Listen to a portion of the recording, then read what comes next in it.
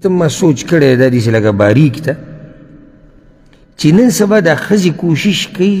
چې ځان د سړو په شان کړي او د دې د لاسه په کور کې جاښه جوړېږي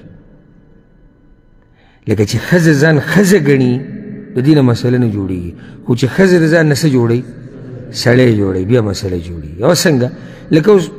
عام شوه ښځې کارونه کوي ښځې څه کوي کارونه نو چې اوس کومه ښځه کار کوي هغه هم بیا به پوزه مچ نه پرېږدي ځکه چې هغه پیسې ګټي خیال دې تاسو زما د خبر باندې پوه شوئ ښه اوس یو ښځه ستا کور کې تا ته ناسته ده رزق ولې د الله نه بدتره پیدا کړي د دې به یو شان معاملې تا سره یو ښځه سهار ځي ښه ټیټ خپل ګاډي کې او بیا تنخواهي ده او کله ناکله دې ته هم قرض غواړي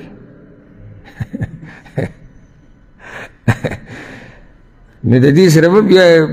لکه ژوند تېرول ډېر حکمت غواړي ډېر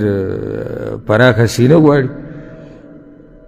دا بعض کسان وایي که نه یاره وایي چې داسې ښځه دې په نصیب شي چې سخته مالداره یو دومره تنخواه یو دومره ده یو دومره ده دا چې داسې ښځه راولي د هغې بیا فرمایشونه مې د هغې قصې مې ستا څه خیال دی چې ته به راولې د هغې به 50,000 او 1,00,000 روپۍ تنخواه یي او به تا ته ناستی بیا دې شي نو ما یو دې خبرې ته سوچ زما تلی چې لکه دا ښځې چې کله د سړو پیښې شروع کړي نو کور یې ورانېږي